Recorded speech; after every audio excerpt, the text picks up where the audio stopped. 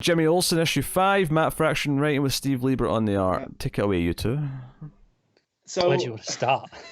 yeah. I mean, I guess we could start in order. We could do that.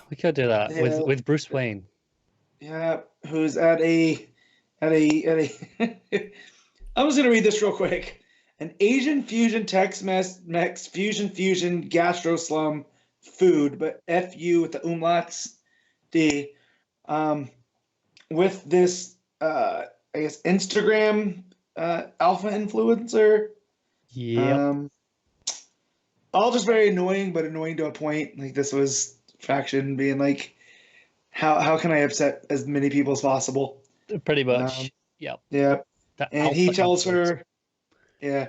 So she's just basically tells him, I'm here just to get my points up on the internet. You know, dinner with Bruce Wayne. Pretending we're interested with each other. Right. And he tells her, I'm Batman at night.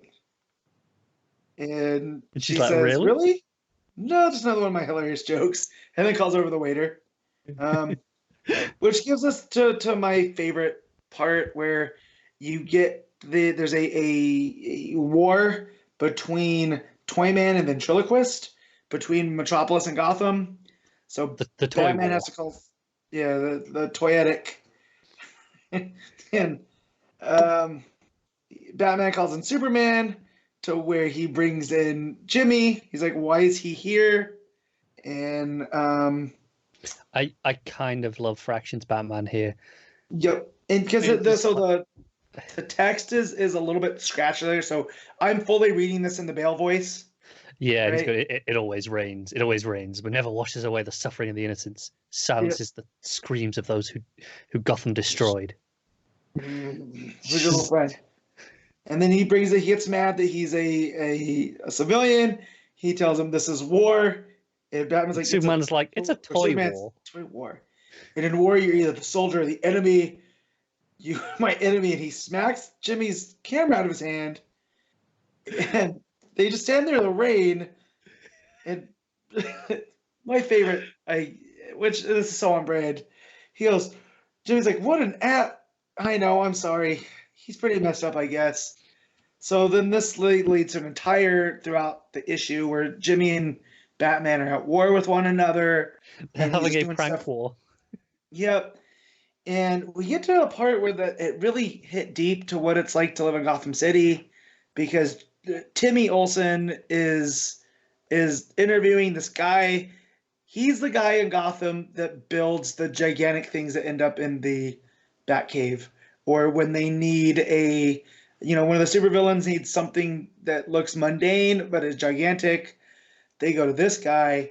And Calendar Man wanted him to do a gigantic calendar, but not just any calendar, one of the ones that you put on your desk and you rip away each page for the year.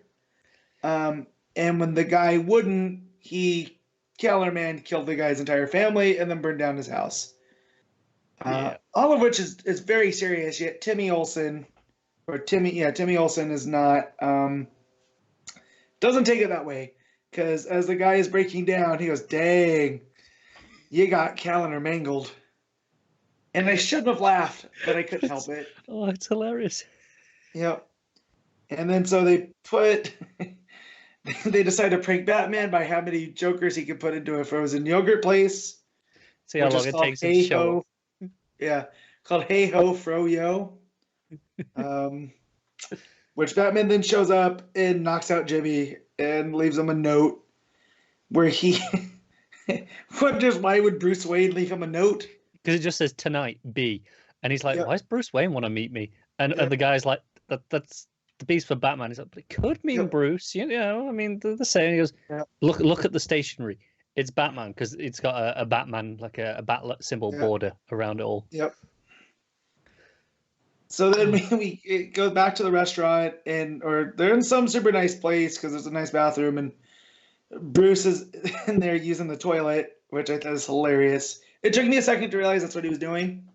He sat there reading the paper. Yeah, but he finds out that Alfred pays random people to laugh at Bruce Wayne's jokes.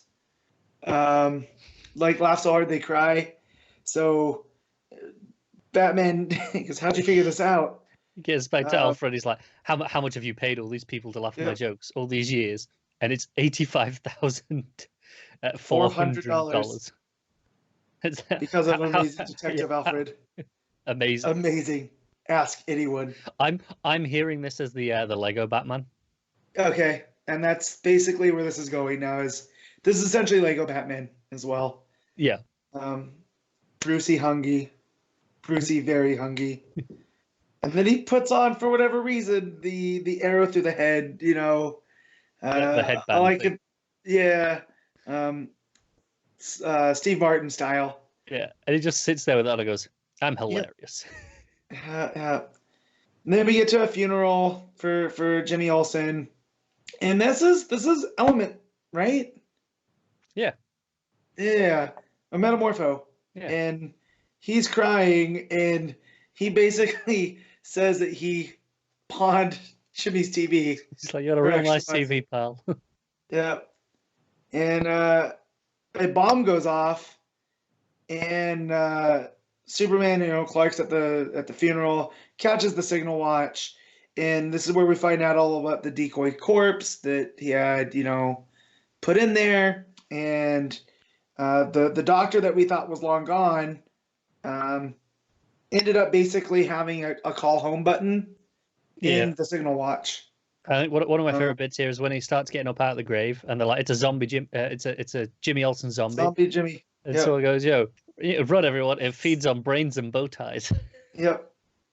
And so he thinks that now he's killed Jimmy, but this was all just that decoy. And of course he remembers now, before an ill-fated jaunt to ultra space, Jimmy commissioned precisely the creation of such a thing. Like, this is so, over the top. Yeah. Yeah. And so that, and then he also gets to Lois, who's at the funeral, and goes, "Oh, I knew all this." And then it conspicuously cuts to Jimmy's brother, Yeah. And so, they announce Jimmy Olsen's still alive.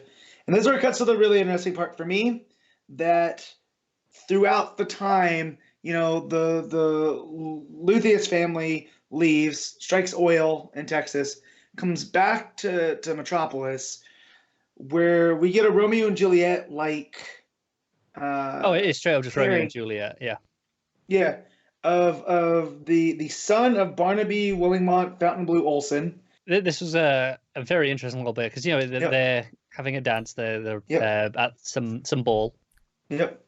And they fall into love, and the families pull each other away from them.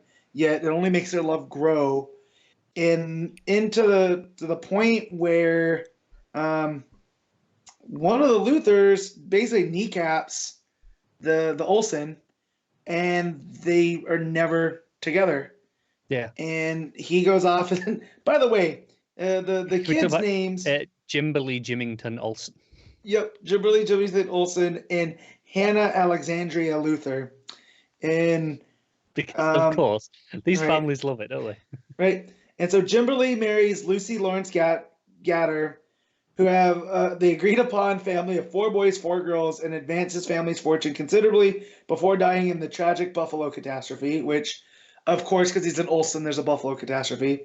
Of course. And then Hannah marries, and they both look, these are family portraits, old style. And they look miserable. Right. Hannah marries into the Hambledjam family of the concrete and construction, forming a business alliance between the Luthers that transform Metropolis. They had 3 children, all girls, right? And Luther's going over this family history stuff. But there's a 4th, very Olsen-looking child. And by that, he means ginger. Right. Not just that. This looks like a young Jimmy Olsen. Freckles, poofy hair. I think it's very clear this is telling us Lex has Olsen blood. He might be more Olsen than Yep. Luther. I mean, that would explain all the ginger. It would, right? The red? Yeah. Right? And so this has now intertwined the Olsens and the Luthers even more than we would ever guess. So congrats on Matt Fraction for adding another layer to the Metropolis. There's the whole thing of, it's not just this Jimmy Olsen, it's, Luther going and living in Smallville, befriending Clark Kent, Yeah. All the people that are basically ending up his enemies. Now he's related to Olsen, right? Like, this is where this is going. Yeah, and correct me if I'm wrong. This is canon. Yeah. This is in continuity, Yeah. right? Yeah. I believe so.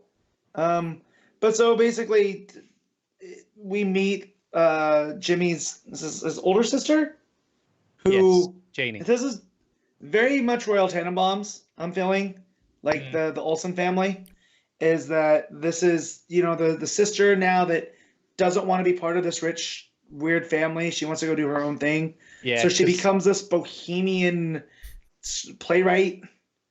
Yeah, because you've got she's doing the goth sister stuff at the minute, right? Mm-hmm.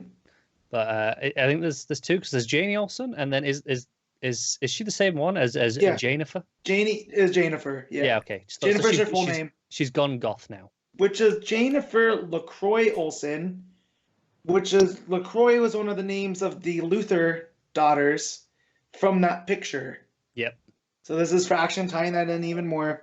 So basically, Jimmy goes up to talk to her. She's like, "Well, no, my brother's dead." Because he's in a disguise. He's holding up a sign, like I said, like Batman 316. Yeah. But he's wearing like a big afro wig, rainbow wig with a matching fake rainbow beard and mustache. Fake glasses. Yeah. They talk about how they have similar freckles, and then we're still gonna learn Lex had freckles removed. Right. We'll find out. And so he's thinking that Lex Luthor wants him dead. Why are you whispering? Because of rules. There's all kinds of rules. When you break them, bad things happen. Yep. Don't even ask about the windows. And he goes to his apartment, and there's a Batman-shaped present. Janie goes and opens it, where she is covered in red goo. Yeah. And it's Dexter. Batman left him a present of Dexter. Game on. And then it ends. So basically, this drove the Luthor-Olsen rivalry, right? Yep. It might be a little bit more related than we've thought. And it's clearly the brother, I feel, that's trying to have Jimmy killed. Oh, certainly. But I love this prank war with Batman. Yep. Batman thinking he's hilarious, but Alfred is having to pay people. Yep. But Jimmy actually thinks he is, because he's like, oh, this prank, it's Dexter doing his blood vomit onto them all. Right. And he's like, oh my God, Batman's hilarious. Game on. So anyways, Art kills it with a lot of the stuff here. Yeah. But yeah, no, this is an 8.5. Yeah, I'm gonna go with the 9, because I just had a blast. It's fantastic.